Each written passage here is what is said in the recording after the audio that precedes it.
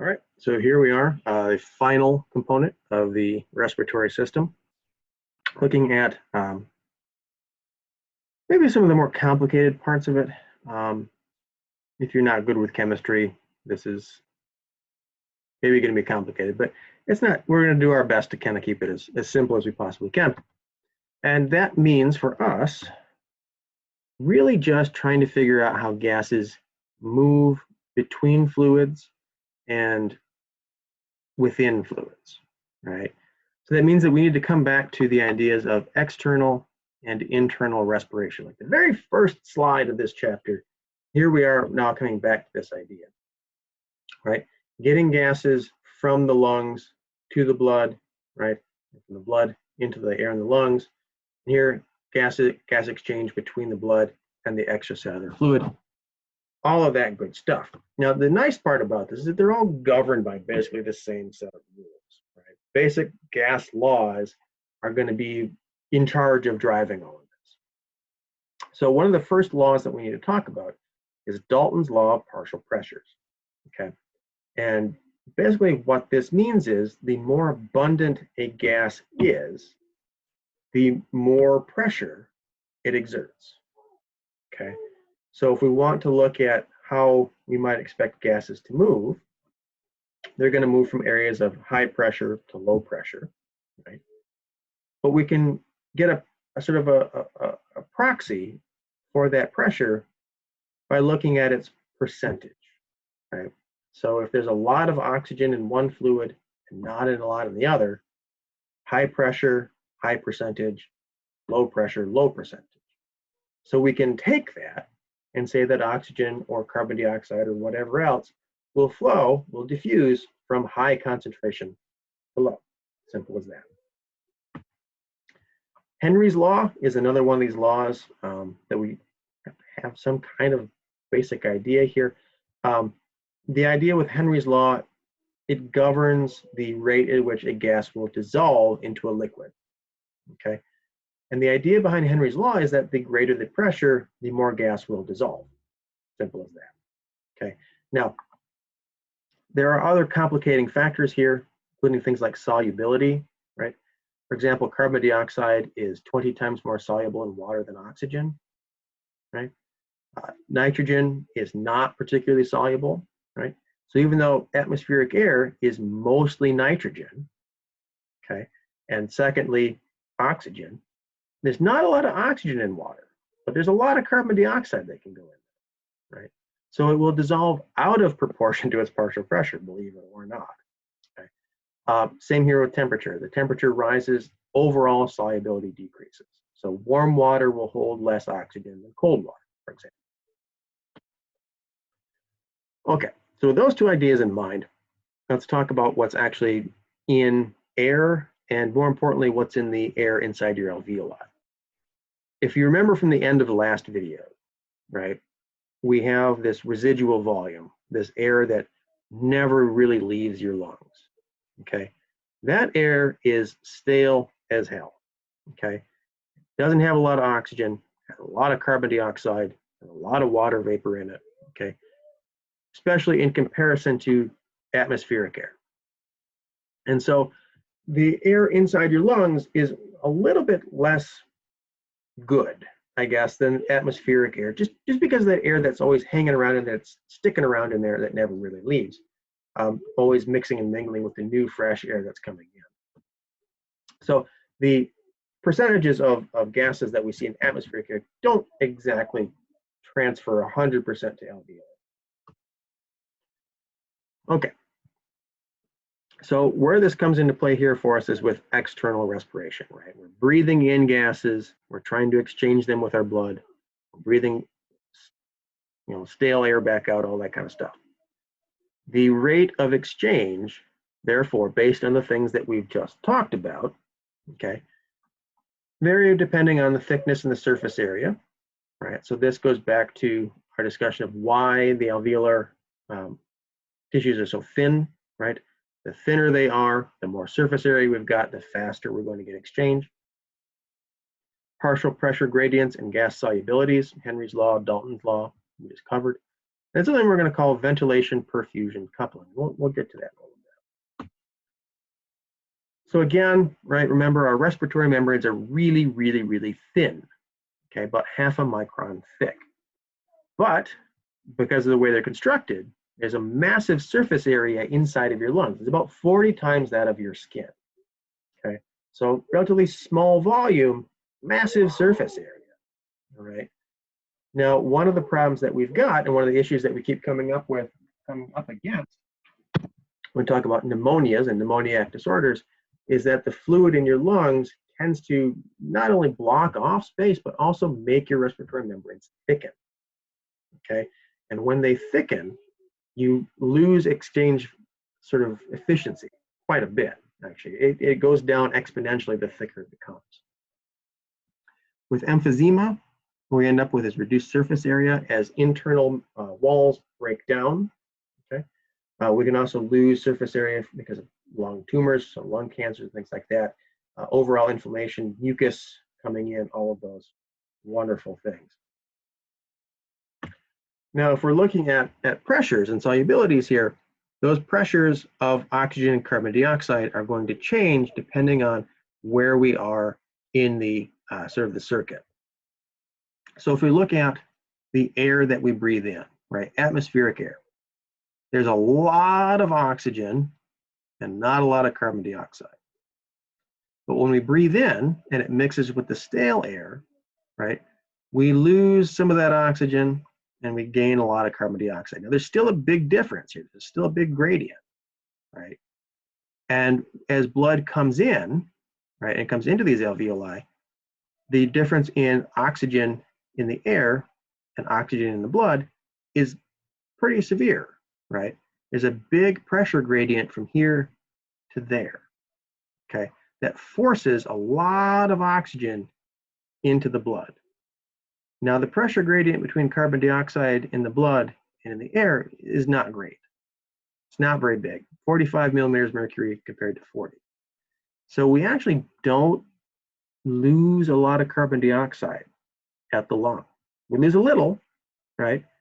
We don't lose a lot, okay? A lot of this carbon dioxide is just kind of always there. And as we're going to see, that's actually reasonably important, right? That carbon dioxide is going to play a big role for us in something that we've talked about before when we talked about the circulatory system. So we enter the lungs with our blood composition like this, we mix with this air, and we leave the lungs with a composition like this, right? A lot of oxygen again, it's about the same carbon dioxide, right? And as we travel to the tissues, right, our tissues are low on oxygen and about the same carbon dioxide. So mostly what happens at the tissues is we offload a lot of oxygen and we upload a little bit of carbon dioxide. Not a lot, but a little.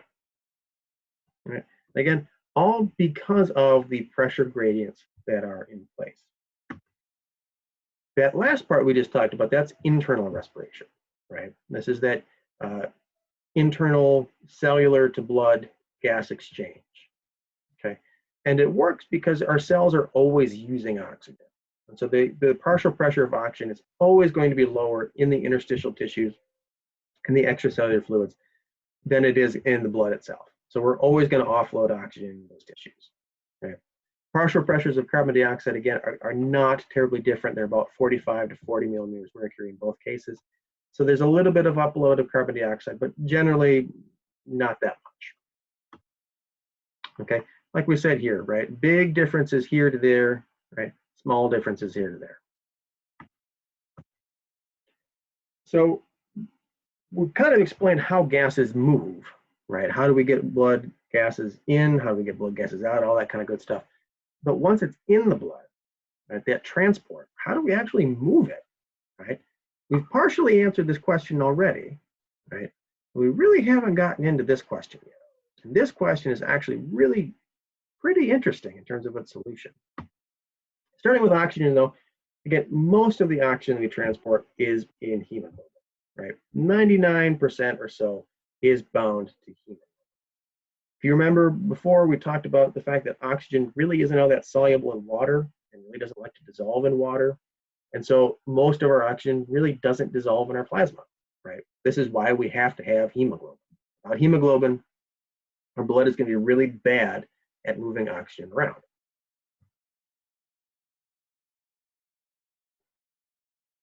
Now, one of the neat things about how this whole system works is that, generally speaking, we really easily fill up our hemoglobin with oxygen, right? We can do so under normal sort of resting breaths without really working hard at it. And breathing deeply, really moving a lot of air really doesn't change, right?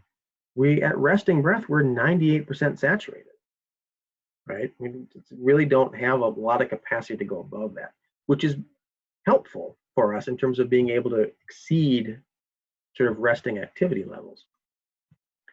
On the venous side, right, what we're going to find is that even as we travel around the body at rest, right, as we travel around the body and we offload the oxygen that we've got, we actually don't need to drop off that much. We have this massive capacity of oxygen at rest that we can just kind of hang on to, right? And in fact, while you're sitting here watching this video, your hemoglobin is really only dropping off about 1 out of every 4 oxygens. And so the blood that's coming back to your heart, the deoxygenated blood, right, is still 75% saturated. 3 out of 4 hemoglobin oxygens are still there, which is pretty wild, right? And that remaining oxygen is what we call the venous reserve. And the venous reserve enables us to, again, we start talking about going above resting levels of activity, right? That venous reserve enables us to immediately begin to do that, right? And pull oxygen off that we've got in storage so that we can have this, we don't have this big debt, this immediate deficit as we start to increase our activity levels.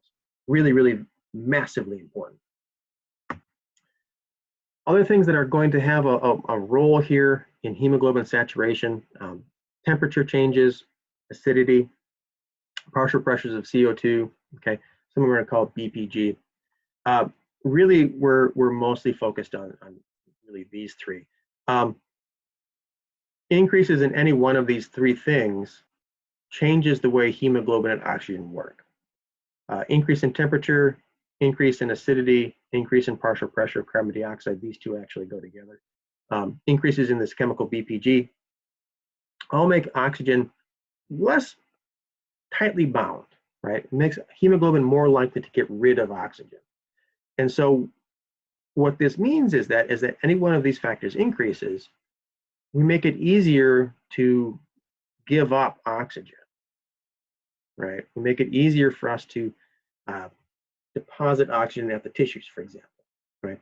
And decreases in any one of these things. So temperature drops, acidity, partial pressure of carbon dioxide drop, lower levels of BPG, they're going to have the opposite effect.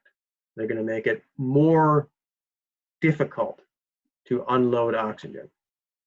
So let's look at some charts here of really the 2 big key parts here, acidity, normal body and body temperature, and see what happens to our saturation curves as we go from there. So we'll start here at the top. So normal body temperature is somewhere around 38 degrees C, okay? And this is our saturation curve, okay? Basically, as we increase the partial pressure of oxygen, we increase saturation, right? That's all this comes down to. So for an increase in body temperature, right, as we go from this curve to this curve, 43 degrees C versus 38, we shift the curve to the right. And what that means is that at any given partial pressure, right, any given concentration of oxygen, we have less bound to hemoglobin. So if we take this partial pressure right here, we just follow the line up. At 38 degrees C, we have this much saturation, about 70%. But at a higher body temperature, we're only about 50% saturated. Right? And the opposite is true if we get colder, right? We take this same partial pressure here, right? We go from 38 to 20, which is a big jump, right? But we go from here to there, we go from about 70% saturated to 90% saturated just by getting colder, right? We're less likely to give up oxygen at cold temperatures. We're more likely to give it up when it's warm. And this, right, makes some kind of sense for us here too, right? Because if we think about what's happening at the cellular level, it's really quite simple. A cell only needs oxygen when it's doing chemistry, right? All of those chemical reactions that are using oxygen, they're also generating heat. So the parts of your body that are warmest are the parts that need the most oxygen. And if they're warm and the blood is passing through there, that oxygen is more likely to give up oxygen and drop it off than it is someplace that's not doing as much chemistry, right? Similar ideas here with carbon dioxide. So partial pressure of carbon dioxide, acidity go hand in hand. Carbon dioxide makes your blood more acidic. Less carbon dioxide makes your blood less acidic. Okay, so they're going to work the same way. And in both cases, right, so we go from normal blood pH, right, to acidic blood. Okay, again, the same deal, right? Where we are generating a lot of carbon dioxide is where we're doing a lot of chemistry. So we need more oxygen. And so we're going to shift our curve to the right and make it more likely to drop oxygen off.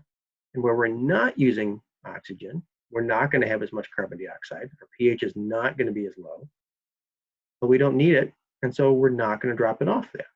It's kind of a nice little self-fulfilling prophecy, right? Basically what it means is that the places that need oxygen get it, and the places that don't need it don't get it. CO2 is a little bit more complicated because CO2 likes to diffuse in water, very easily soluble in water, and it doesn't really bind to hemoglobin, right? And so what we're going to find, I'm just going to skip ahead to this slide here. What we're going to find is that carbon dioxide from our cells and our interstitial fluid travels in the blood mostly here either as dissolved carbon dioxide in the plasma, right?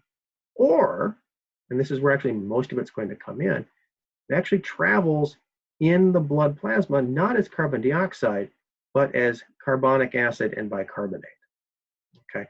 And the way that that's going to work is via something called the chloride shift, okay? And the chloride shift is basically this. As carbon dioxide floods into our blood, it'll enter red blood cells, okay? Some of it will bind to hemoglobin and we'll get carbaminohemoglobin. You remember that from before, right? But a lot of it will combine with water, right, to form bicarbonate and carbonic acid, right? We'll go back and forth between those two, carbonic acid, bicarbonate, and travel around in the red blood cell in that form, okay? The chloride shift is what happens when this bicarbonate is exchanged with chloride in the plasma. So the red blood cell takes on chloride and drops off bicarbonate instead, which is really all this comes down to. Now, when we want to drop it back off at the lungs, okay, we simply reverse the process. A lot of this carbon dioxide that was just dissolved just simply blows right out back into the alveolar gas, okay? Bicarbonate, we reverse the chloride shift. Our red blood cells drop off chloride, pick up the bicarbonate, we slap it back together, okay, into carbonic acid, we break that back down into carbon dioxide and water, and those two products end up in the alveolar gas. Simple as that. One final thing we need to talk about here with this kind of transport thing is the Haldane effect.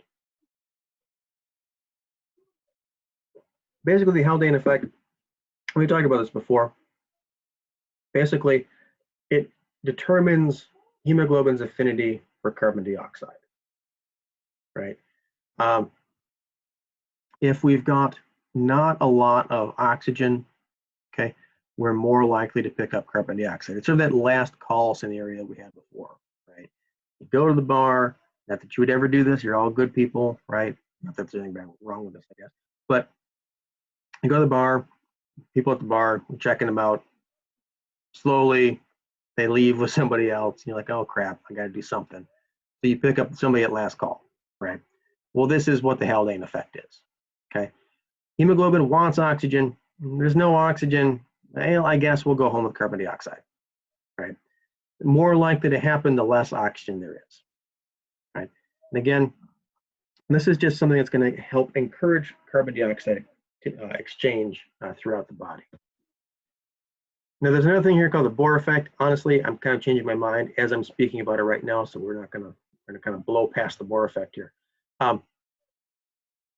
What we do need to come back to, though, was that role of carbon dioxide in the blood as bicarbonate or carbonic acid. So way back when, we talked about buffer systems, right? And the idea that in particular with the blood, we need to have a relatively constant pH, right? We really cannot go too far away from 7.4. The means by which we maintain that pH is this carbonic acid bicarbonate buffer system, right? And basically all this means is this, right? We can go back and forth between carbonic acid, bicarbonate, and a free hydrogen atom, right? We can go back and forth and back and forth and back and forth. We can break the hydrogen off of here and make bicarbonate. We can slap these two back together and make carbonic acid, blah, blah, blah, blah, blah, blah, on and on and on and on and on. The reason that becomes important is that as our blood becomes more or less acidic, we have the ability to get rid of or add free hydrogen ions, right? So if our blood gets too acidic, right, we have too many free hydrogens kicking around, we can take that, slap it together here with our bicarbonate, right, and make carbonic acid and pull some of those hydrogen ions out, okay, and increase the pH, right, lower the acidity. Vice versa, right? If our blood becomes too alkaline, right, we break some of this bad boy apart. We release more of these free hydrogen ions, we make the blood more acidic, we come back down. It's a very, very simple, elegant system. Really, really a wonderful thing. And so because the amount of carbonic acid bicarbonate is largely driven, right, by this, right, how much carbon dioxide we offload into the blood. Here we go. Carbon dioxide, therefore, has the biggest effect on blood pH, right? The more carbon dioxide that we've got, the more carbonic acid we've got, the more free hydrogen ions we disassociate, the lower the pH and the more acidic it is, right? The less carbon dioxide, the more alkaline it is. So changing the way that you breathe can change the amount of carbon dioxide and can result in a change in pH. So as you sit here right now, slow, shallow breathing, right, you're going to increase the amount of carbon dioxide in your blood. You're going to see a drop in your pH. If instead you start hyperventilating, right, rapid deep breathing, you're going to offload a lot of carbon dioxide and you're going to see a massive rise in pH. You're going to get very, very alkaline. Okay, and your body can use this to adjust the pH in the short term if it really, really needs to. Now, the way that we control things like respiratory rate, there's a lot of different things that go into it. Certainly part of it comes from your brainstem, right? So you have neural controls. We have a handful of reflexes, Herring-Breyer, for example, we'll talk about, chemoreceptors, all this kind of good stuff. The neural controls here are mostly important. The ones that we're mostly going to worry ourselves about really are ones in the medulla, okay? These are the VRG, the ventral respiratory group, and the DRG, the dorsal respiratory group. The VRG is responsible for setting what's called eupnea. Now, U here meaning true, nea meaning breath. So this is your true breath, right? This is your resting breathing rate, eupnea. And that's 12 to 15, maybe 20 breaths per minute, right? We operate here by phrenic nerves. Again, if you remember what a phrenic nerve is, that's great. If you don't, I'm not too worried about it. The DRG, okay, the DRG is going to be what's going to alter eupnea. Okay, we're going to respond to Chemoreceptors, input from chemoreceptors, respond to stretch receptors, all these wonderful things that tell us about how we might need to alter eupnea. And we send that information to the ventral respiratory group, and we alter eupnea from there. Now, there are, of course, also respiratory centers in the pons, right? The Pontine respiratory centers. And again, like the DRG, they can influence and modify the VRG, okay? But primarily what they're there to do is kind of like the cerebellum is there to smooth out skeletal muscle movements. The Pontine respiratory centers smooth out the transition between breathing in and breathing out. They're also responsible for alterations to respiratory rates because of like breathing, right? Stuff like that, or breathing, speaking, stuff like that. Now, how eupnea is set, we don't know. I mean, we kind of know, but we don't know exactly. One of the basic ideas here behind this is that we probably have some sort of pacemaker with an intrinsic rhythmicity there, and that pacemaker and another set of pacemakers kind of work like a little clock, right? So think about how the pendulum on a clock swings back and forth. These two pacemakers swing back and forth in terms of turning one on and turning the other one off. Back and forth, back and forth, back and forth to set eupnea. It's a complicated thing. Not overly worried about it. But that's more or less what we think probably is what's doing it. Now, really, when we talk about trying to accommodate our needs by changing breathing rate and breathing depth, I'm not so worried about this here. What we're really going to focus on here, the last little part of this is our changing levels of blood chemistry, right? Carbon dioxide, oxygen, acidity. The one that's going to be most important for us here is carbon dioxide, okay? And this is really going to be our big driver for changing eupnea. When partial pressures of oxygen get really, really, really low, so normally we talk about arterial blood being around 100 millimeters mercury. If it drops below about 60, then partial pressure of oxygen becomes a factor. But that's really low, right? Typically, when we think about chemistry and chemoreception, we're looking at carbon dioxide levels, and in particular, rising carbon dioxide levels being the primary impetus behind increasing respiratory rate and depth. Now, changes to respiratory rate, changes to eupnea, right, include things like hyperventilation, right? Hyperventilation is when we go beyond what we need to do to get carbon dioxide out of our body, right? The danger with this is that as we lower carbon dioxide levels too far, we get to what's called hypocapnia. And with hypocapnia, we end up basically closing off blood supply to your brain. We get massive vasoconstriction, which leads to ischemia, right? Cutting off of blood flow. And you can get dizzy, you can faint, you can die, right? And so they're not great, right? So one of the reasons that somebody that's hyperventilating, we ask them to breathe into a paper bag, we want them to rebreathe the same air, right?